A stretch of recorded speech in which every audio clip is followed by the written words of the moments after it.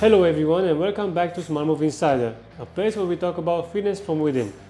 I'm here alongside head coach Bart, and today we're going to talk about how we find new people, new smart movers, and why do others quit CrossFit. In every gym now there's a constant game of getting new members while other people are leaving. But these are sometimes for really good reasons because life just happens and they just need to take a break or completely stop.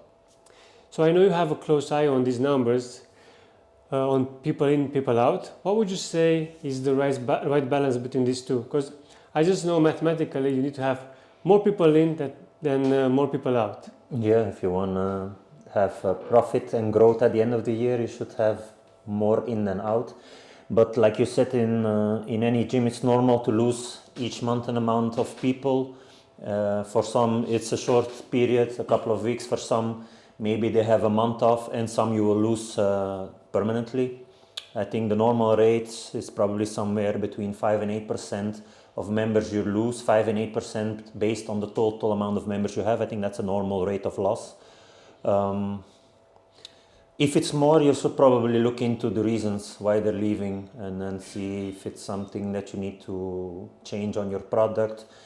Just ask for some feedback just to see what the problems might be. But things like you said, pregnancy, somebody that moves, somebody that just is sick, somebody that has an injury, these are not things that you can influence, but there are maybe other things that you can get out of the feedback that you can influence and actually do something about. Exactly. So first would mean to know your numbers, know how many members you have, know how many staff you have, know how many PT you have, and normal classes, and then actually do something about it. So in real numbers, what would that 5 to 8% look like? For example, if you have 100 people inside your gym. Yeah, if you have 100 people, about 5. So if you have 150 people, about 7 people leaving each month. And then, it's that means if you know that this is normal, 5 to 7 leaving each month, that means that you also need to get new people in. And preferably each month more than the one that left. So that's a constant, I wouldn't say struggle. It's a normal thing in a gym. Flux. It's a normal flux. People out, people in, and you always need to work to get new people in.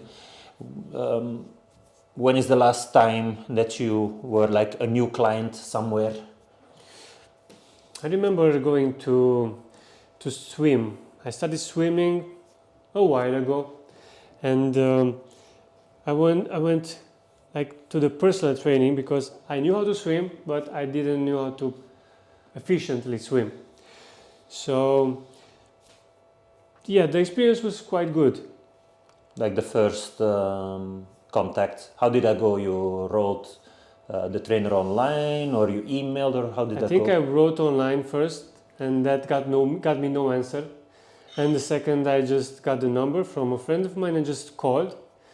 But it wasn't too much talking. It was like a scheduling. Like, okay, I can help you. Come then and then. Like it was a done deal already. Yeah, done deal. Yeah. I didn't know what to bring. I just had, because I was swimming, some swim pants, and I had that cap that you need to have it on your head. But that's it.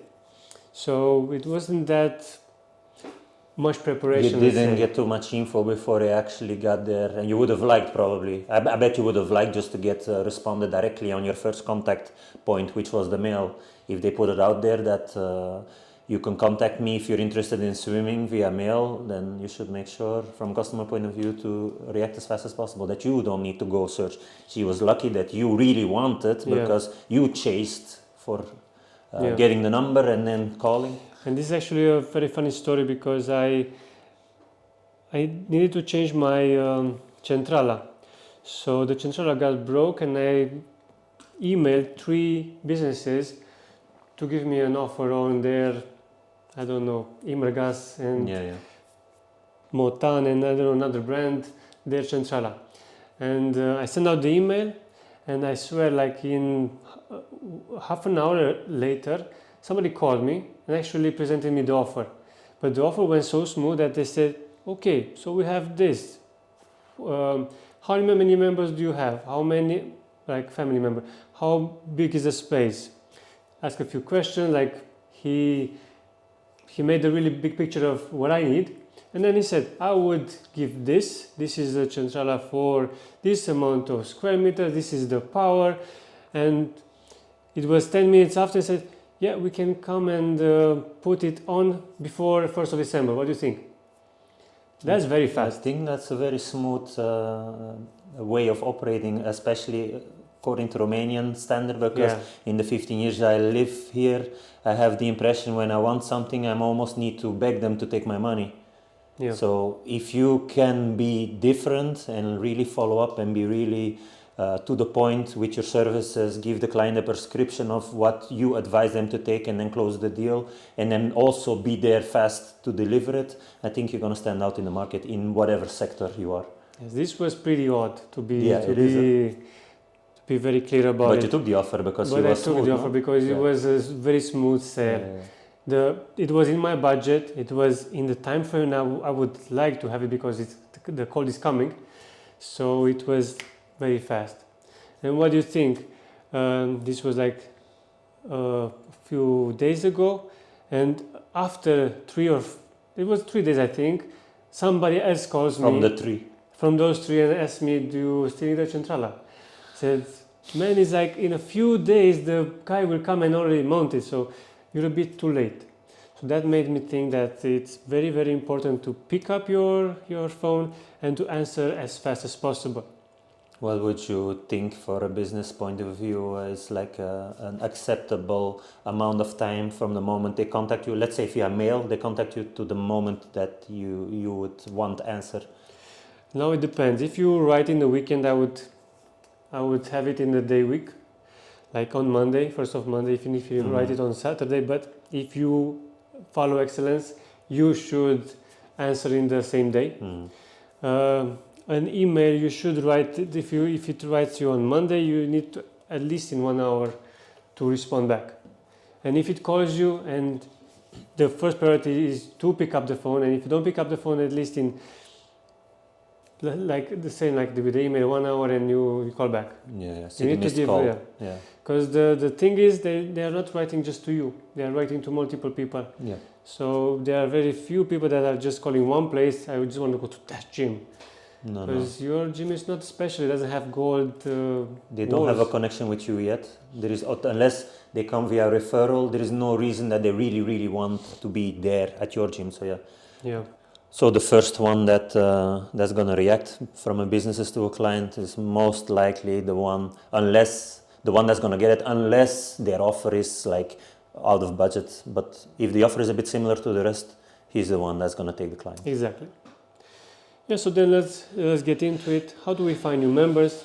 I think the first way people are contacting us is through our phone. So that's incoming calls. We have a number for both locations, and people, wherever they see us and wherever the advertise is coming to them, they get the number and they just call. They can get it from Google, they can get it from the site, from members, or even from other campaigns that we a while ago do. So these people, when they call us, they actually are pretty determined to start. They're pretty in touch with what they want. So they know they want to start. They don't need too much convincing. That's why I'm saying you just need to pick up the phone, because they are begging you to take their money. So we answer them and we invite them for what we discussed in the latest episode. We get them into a no sweat intro, we talk to them, and then we come with a proposal for their journey inside the gym. So incoming calls. The second place I would say would be our website. And on our website there's a lot of information about us. There are some reviews, there are some stories, there are our presentations as coaches, and different packages that what we sell. And also latest on our website is the host of our episodes of the podcast. So we have there some content. So people usually that go there see our content, they are getting the number, and then they are just calling us. And it's like going to the other step, the step before. You just need to answer the phone and get them inside the gym. The third one I think you can talk a bit more about this one. Yeah, the referrals. So friends or family of already existing members that tell them they want to join, and then via them they come in contact with us and follow all the same steps as before, get invited for a talk and to see a little bit what's the best journey for them to start CrossFit. And these are, in my opinion, our favorite type of people to come in, because people that already know somebody in the gym, they have a tendency to have a higher motivation to be frequent on their trainings. They already have like a training partner, and training with friends always keeps people around longer, and it's fun to train with friends. So I think we all know that, than to train with all people you don't know yet so well. You will get to know them in the future, but if it's already a real friend in there, it's gonna help. The most uncomfortable is to go into a place by yourself, not knowing anybody. Yeah. This is very overwhelming sometimes. But if you have one friend and you say, I'm going to come then, and if he's there or her, I think it's going to be a bit of more comfort. Oh yeah. Doesn't matter if the place is new, because he will introduce you to some people, and that's the perfect buy-in if you're not the most extrovert person that you know. Yeah, I think it can be pretty intimidating, especially imagine if you're fully new to CrossFit and you already feel like, okay, I need to learn everything, and if on top of that I don't know anybody, I'm sure it's pretty intimidating. And how do you get referrals? People just get by to you and say, I have a friend that wants to come? Sometimes like that, but most of the time when we do our goal reviews, it pops up in the conversation. We're asking our members, because in the goal reviews they're telling us what went, what their goals are, what they like, what they maybe don't like so much. But overall, the goal review it ends on a positive note. They're pretty happy, and then we ask them, seeing that you're so happy, do you have anybody else that think could benefit from this? And then they sometimes come with some friends or family member that gives it a try. Yeah, and to your point, I think these are the most wanted people in the gym, because they are people like our people. So they are already having half of the thing that we want. Yeah. Because usually you have people like you in your friend circle. So yeah, I think this is a big one for us. The next one will be social media. These are the people that are consuming for real your content. I'm referring here more about social media because our avatar is more of an Instagram consumer than a Facebook. Of course, I think our age is now at that point that we are not having too much, let's say, younger audience from TikTok. No. We are not yet present over there, but we're planning on. We're planning on doing that. Yeah. Did you do that for yourself already? Open a TikTok to see how it is? I just opened it. It's very tiring. I'm not finding myself over there. It's very tiring, very fast. Flashy, short impulse type of videos. I noticed. Yeah, but the platform is growing outstandingly fast. People underestimated it, and it's like a big promoter. All influencers have an account these days. Yeah, so we post on our social media stories of our members, real stories, testimonials of how regular people not doing sports anywhere in their lives started living healthier and achieving much more on the physical front. They come in 4, 5, even 6 times a week. They passed through a pregnancy, came back after even faster, and people are usually not taking that much of a medical break. I've already sent those pregnancy testimonials to multiple women that are like hesitant about sports during pregnancy, and I send them in, and I even tell them, and also talk to the lady from the video in person if you want, because some of them have done multiple pregnancies while doing sports all the way up till the end, and then come back very fast after. Yeah. The thing that I did the latest was We have multiple testimonials, not just with pregnancy. We have with people with careers, and whenever I talk to a person and he tells me that he's having this big business or he's having this situation in his family, has 6 kids, I just know the perfect case to send him so he Somebody finds himself. similar to him in one of our testimonials. Yeah, So he hears. It goes really good by sending them somebody close to them, close to their situation. Because having children, having lots of children, having a business, it's not a strong enough excuse for you to not invest in your health. So yeah, I use it as leverage for them to get convinced. That is possible, even in your situation, to get in on a regular basis. Exactly. Even if you have 5 kids, you can still do it. Exactly. We have the proof. So what's the next? Bring a friend.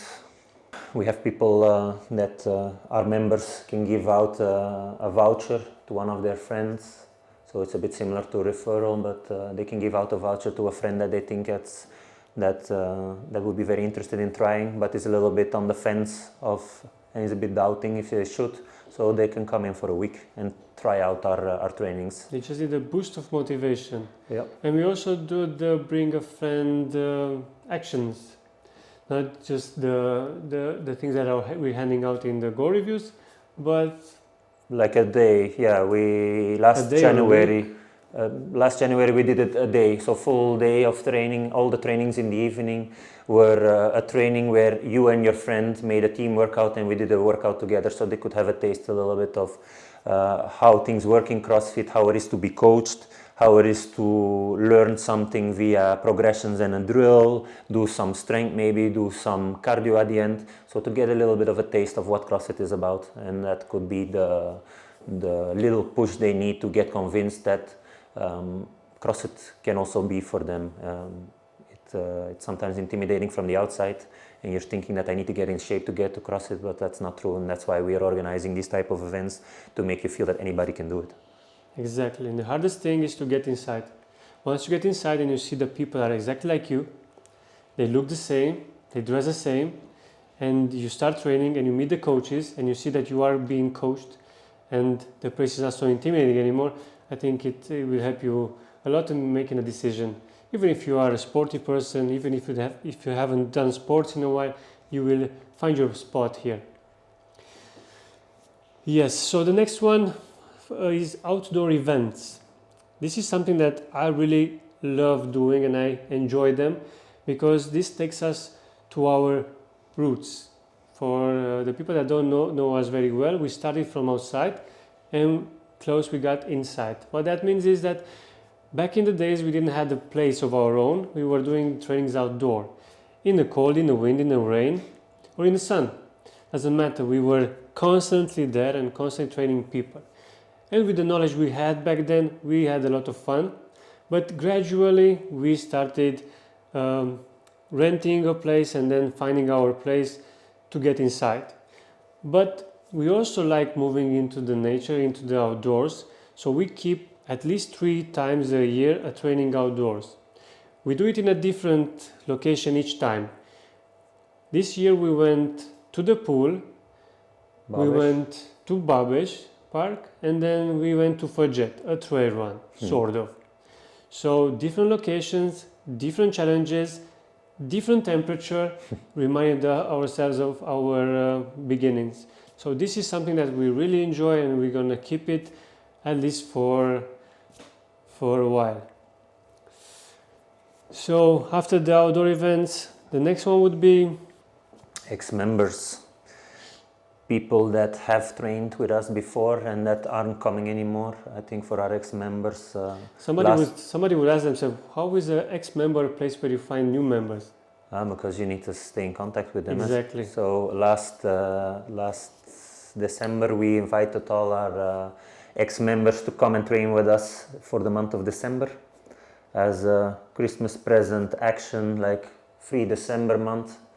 And like this, we got I think maybe 15 people that rejoined us. So for gyms out there, don't lose contact with your ex-members.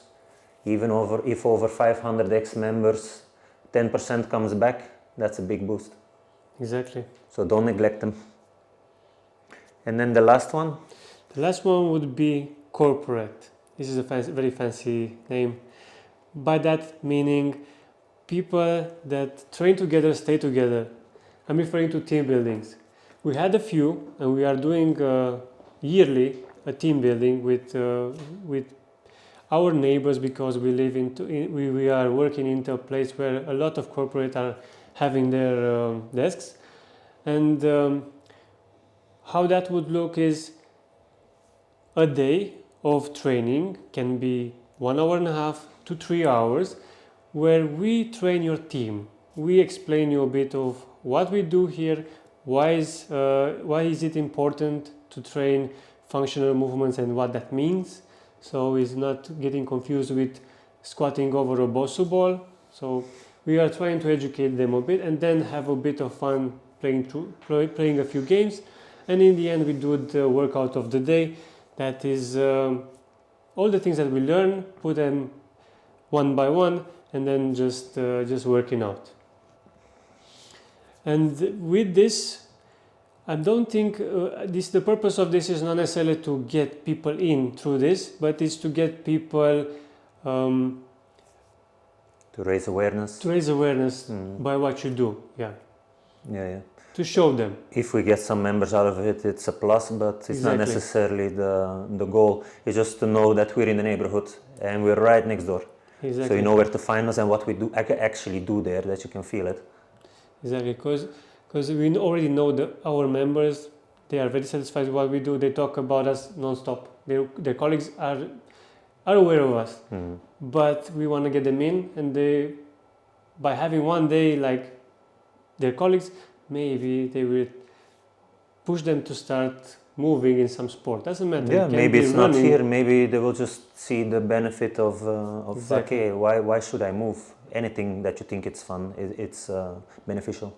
Exactly. We just want to show them that a short workout of 1 hour, including everything you need, warm-up, mobility, strength or skill, and cardio, it's what you need. You don't need 3 hours, you don't need 2. It can be just consistent movement. I think people will be surprised how fit you can get from 4 to 5 times a week, 1 hour, where you do indeed warm-up, bit of maybe strength or gymnastic skills and some kind of a cardio element, how fit somebody can get with actually very little amount of time in training, because most people, they do 1 hour and a half or 2 hours, but you can get very fit with 1 hour if it's a productive hour, because we try to keep our members moving for as much as we can during the hour. Exactly. Not being on the phone and half the time from the 2 hours. Yeah. I think that's a beautiful part of CrossFit. You cannot stay on your phone. It's for a brief moment you put in your score, but you cannot stay on your phone because you won't put in all the work you need to put in that hour. And the coach will, 90% of the cases will tell you, hey, just leave your phone a bit, come and train. It's going to be still there after you finish. And I think this is very rarely happening in global gyms, because whenever I go to a fitness gym, I see people like zombies staying on the phone much longer than they should, because when you are in a set of, let's say, bench press, you shouldn't rest more than 2 to 3 minutes if you're doing low reps and strength training. But if you do volume, it should be even less. If you train volume, there's even shorter breaks. But if you stay on your phone and just scroll 2-3 times, that's 5 minutes. Fast, if you wake up. But sometimes you wake up in 10 minutes and you just hold the bench occupied and you just didn't train nothing. And I think it's demoralizing, and you just sabotage yourself by doing that. Especially in a time where everybody says they're always too busy to train. We should avoid this type of behavior. You should keep yourself accountable. So if you're in a global gym, stick to your 1 minute breaks. Yeah. And get in and out within the hour. You can do your 25 work sets on 4 exercises within the hour with warm up. I don't know if you're aware of Productivity Coach. No.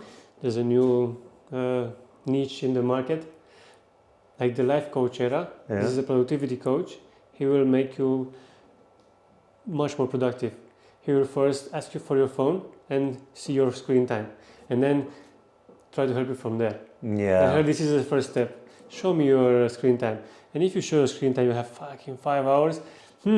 Does screen time also include if I put the podcast on, close the screen, and then it's on the background? Does that include screen time or not? I don't think so. I just Only when the actual screen is it's open. open, yeah. Okay. Because if you listen to music, it shouldn't calculate it as screen time. It's not screen time. It's close time. Whatever. Yeah, but the main point is if you can be so long on your screen, you have time to do a lot of stuff. Yeah. Just get off your screen more. Cool. So let's talk about the hot topic. Why do people quit CrossFit? Let me guess. They get injured because CrossFit is dangerous and fuck it. That's one of them. So I noted down 3. They have a busy schedule. The other one that I noted down, it's too hard, and then they get injured.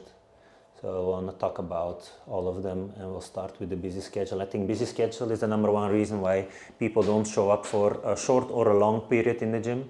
I hear this reasoning for not prolonging their membership very often. I mean a busy period. The planets don't align perfectly, so then it's easy to say skip training. I'm gonna wait until things settle down. Well, newsflash, things never settle down. Life is what it is.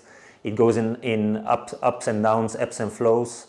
And as I always say, even on the busy periods, you can always do something. If you really want to, if you really put priority on your fitness and on your health, you can always do something.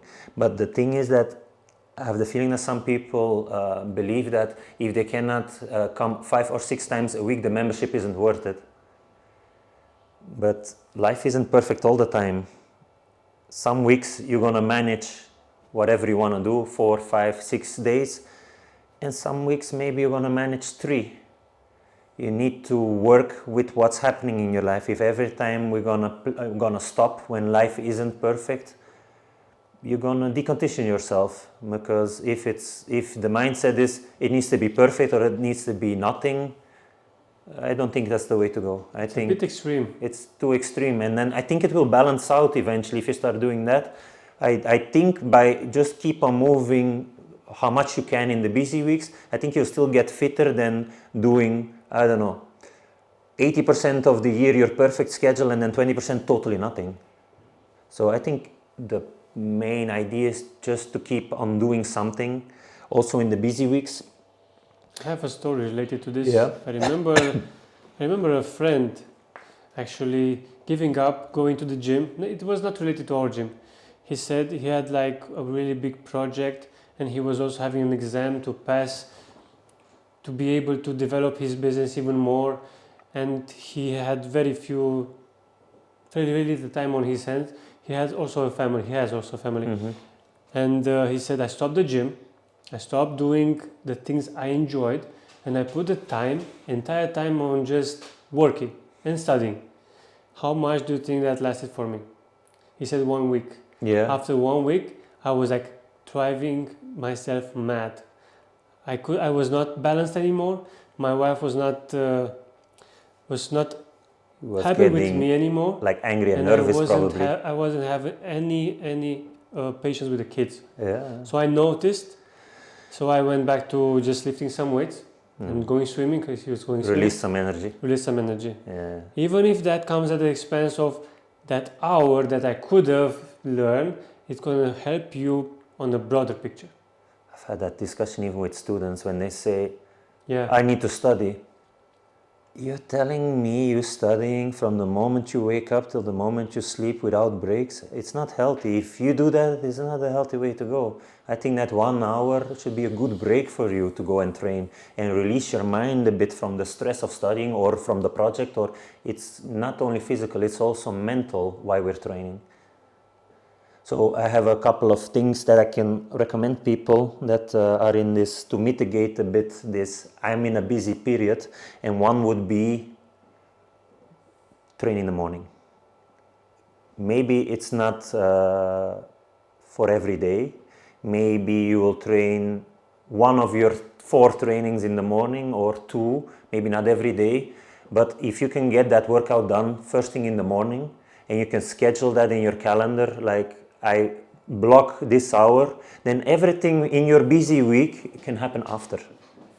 But if you're gonna do it vice versa and you're gonna start your day, go to work, and it gets busy and meetings and it gets prolonged and an 8-hour day becomes a 10-hour day, the chance becomes smaller and smaller and smaller as the day goes on that you will make time or have energy at the end of the day to do it. So if you're in a busy period when energy is high, get your training in the morning. We've never had a training where you stepped out and you said, I'm sad that I did this training. You always will feel better. And maybe you're not a morning person, but imagine just holding back a bit. If you're saying like, I don't have the energy to do full intensity in the morning, you don't have to. Remember, you're in a busy period. The alternative is or not train at all, or train in the morning. You have a little bit, you're not a morning person, you don't have so much energy, but train at 70%. The 70% training is still better than not training. So get something done and just block your schedule for it. And I guarantee you, if you do it in the morning, you have a big chance that you're gonna get some trainings in. And remember, it's not forever, just for a period. Afterwards, you can go back to your regular schedule. That's maybe at 12 or in the evening. Just adjust your intensity, get used to those morning trainings, get enough sleep. And a morning training at 70%, like I said, is better than no training at all. Yeah, true. Have you tried training in the morning? No, but to be honest, it was something that I'm really thinking of trying, because I was thinking exactly the same thing. I wanna get it done, and I wanna start my day strong. But so far I just tried to improve my sleep, and I had really done well in that thing that I'm trying now. So I'm going very early to sleep, like 10:30. I'm putting myself to bed 11, shut everything down and sleep. And I really got, for the first time with my Whoop band, scores of 100 sleep. And I had it multiple days, not just one. So I'm starting to feel how it is not to feel tired anymore. Because I was coming to the gym at 6, my eyes were like very heavy, and I couldn't even look somebody in the eyes because I was like not being able to lift my eyes. But now I'm starting to feel how it feels to be rested. You start feeling the full benefits of full rest. Of sleeping. So now the next step would be at 2 times a week I will try to wake up for our classes at 7:30. Not that brutal to go 7, but 7:30 to see how that goes. And finish the workout and then go finish my work. That's good. Then in one of the episodes in the future, I can ask you how it's going, trying out in the morning some trainings.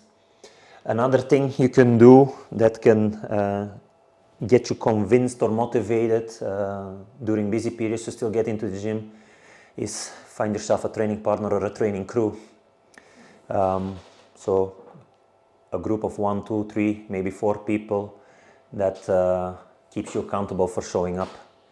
If you're not meeting somebody in particular at a certain class, it's very easy if you're having a bad day just to cancel.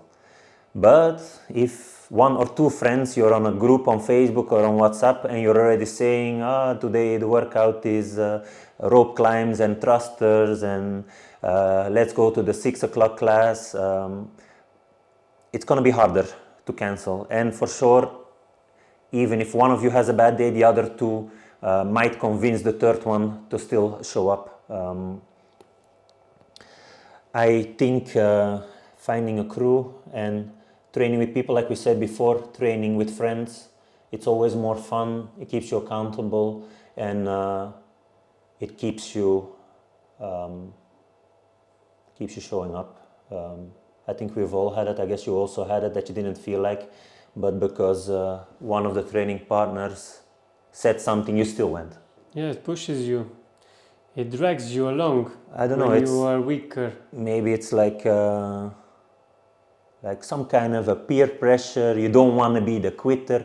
Even if it's as simple as that, as long as it gets you in the gym, it gets you over that little push, it's perfect. Exactly. It's always better to do something than to do nothing. So, and that something doesn't need to be in class. This is where a lot of people like mentally psych themselves out and then thinking, If I can't reach class, it means automatically rest day. And then I go back to the voice that I call my inner bitch voice that always says, search comfort, search comfort, search comfort. If I don't have an hour to train, or if I don't reach to class, I should better not train at all. Well, the newsflash is, you don't need an hour to get a good workout in. Of course, coming to the gym, go through a warm-up, do some gymnastics, do some strength, do a metcon. It's a lot of variation in an hour. It's fun, I get it. But life happens, and cool, going to the gym, that's best case scenario. But I think you all need to also have a list of things you can do in your mind when it's not best case scenario. Each time that you don't have best case scenario, what am I gonna do? Because we want to make sport as common as eating, sleeping, drinking. It should be part of your routine. Keep in mind your why. Why do you train? Are you training for longevity? Are you training to be 80 and still be on the skis? Okay, you need regularity. You don't need to be in the gym to get some physical effort done. So it could be, maybe you only have 15 or 20 minutes. Maybe you'll do, I don't know, an EMOM of push-ups and air squats. Maybe you have 7 minutes and you will do 7 minutes of burpees. I think 7 minutes of burpees can still be beneficial for your cardio instead of doing nothing at all. Just because you consider that I'm not reaching the gym and have the perfect training, I'm not going to do anything at all. You can still put, I call it money in the bank of fitness by just doing 7 minutes or 15 minutes.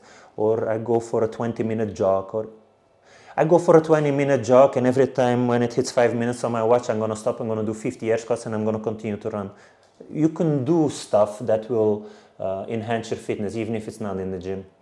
Self-motivation, in my opinion, needs to come, obviously, from yourself. And people need to ask themselves, when I'm looking in the mirror, what is the type of person that I think I am? Am I the type of person that when things are not perfect, directly going to make excuses, or am I the type of person that's going to get things done? So the person that you think you are in your mind, execute it. Because everybody thinks they're the person that does shit, that gets shit done. But is it in reality also like that? Like, keep yourself accountable. Don't always choose, it's not perfect, so I'm not going to do anything. If you do not know what to do, ask us. We're going to give you some ideas of workouts you can do. We're going to send you a PDF with workouts you can do with minimum material. But you can always do something. And the gym membership is not only valuable just because we train you in the gym. We can also give you advices on zone 2 running, on intervals, on home workouts. It still comes via the gym, and it still pushes your fitness forward, and it still has value. You just need to execute. Your fitness is not determined by your location. A little bit of a long rant, but I feel very strongly about this. I think people are too soft on themselves and too easily making excuses. If you have a goal, you set the plan in motion, and no matter what, you have a best case scenario and a worst case scenario. The worst case scenario will be executed always. It's simple. It's do or don't. Use it or lose it. I see this a lot in your approach to your goals and your fitness. So I think you speak a lot from your experience. It doesn't matter how the society is now, but I think this is working for you and you use it. And of course it would go along many people, but they just don't realize. Yeah, for me, it's when the moment that I decide to dedicate myself to something, I dedicate myself. I might doubt the goal for months, but the moment I say from tomorrow, it's from tomorrow. It's not the moment I decide we're gonna do. It's not, I'm not doing it for somebody else, I'm doing it for myself.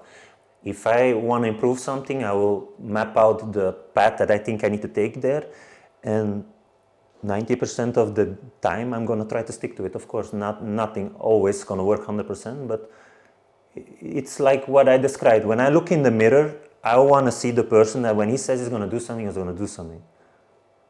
And I'm going to reap the benefits at the end. And then the last one, why I see people quitting, is it's too hard. I bet you have heard this one also before. Yes. Every time people are faced with their weaknesses, it's too hard. It's Yeah. like trying climbing or trying gymnastics for the first time. Of course, it's hard. It's something that you didn't do. If you didn't train for health, it's hard to start now. It's hard for people to accept these days that the things worth having, to have the skills that not everybody has, you need to work, you need to be patient, you need to practice, you need to fail, you need to fall down, you need to stand back up, and you need to push. If you want to be above average, you need to do above average things. If you do what everybody else does, if you show the dedication everybody else does, you'll stay in place like everybody else. So you need to be patient, of course. I bet when you went to the surf camp, not everybody gonna directly jump on the board and be balanced. You never did this before. Yeah. In an era of instant gratification, on your little thumb screen, you can see everything and anything, and you can find the latest news and do things very fast. It's very hard for you to put in the work when you are a newbie, when you are a beginner, after a certain age. Because when we are young, we are learning very fast. Nothing is too big for us, nothing is too challenging. We're just trying heads on, head first. But after a while, coming back to it and being faced with your weaknesses and things that you are not capable of doing, you're very fast. Okay, maybe this is not for me, maybe this is too hard. And listening maybe to some people that are telling you to treat yourself better, to be more at ease with yourself and allow yourself things, will just push you in that direction. But sometimes, like you said, you just need to man up, map up your journey, and just start on it, and just give it 3 months, 6 months to see what's the real deal. Because if you just try it for 1 day, 1 month, might be too little. It's not a real experience that you can judge a sport or a place that you're trying out. It's about regularity. Yeah? You need small doses over a long period to see the real results. In 1 month, you might not see something. In 6 months, it starts. The real change starts in 1 year, and so on and so on. I think people just need to also have a bit of motivational talk to themselves. When things get hard, instead of saying it's too hard for me, I'm gonna figure this out. I'm gonna practice till I can do this. If this guy next to me can do it, why wouldn't I be able to do it? It's just a matter of time before I'm gonna figure this out. I just need to stick with this skill of, for example, handstand practice till I figure it out. I need to regularly come into the gym until I get stronger. Whatever the goal might be. If one person could do it, why wouldn't you be able to do it? A lot of times people say CrossFit is too hard for beginners. What would you say about that statement?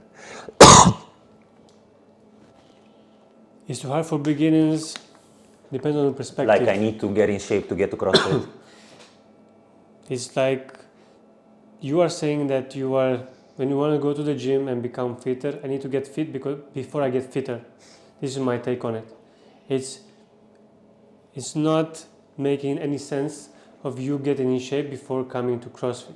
You will not enter and deadlift 100 kilograms or back squat 120. You will enter and maneuver the PVC. That's a stick, that's a pipe. That's the first step. And then you do a squat, and then you do a jump, and then you hang yourself on a bar, and then you start doing the explosive things. So everything has a way, has some steps. This is what we're trying to do with the intro course.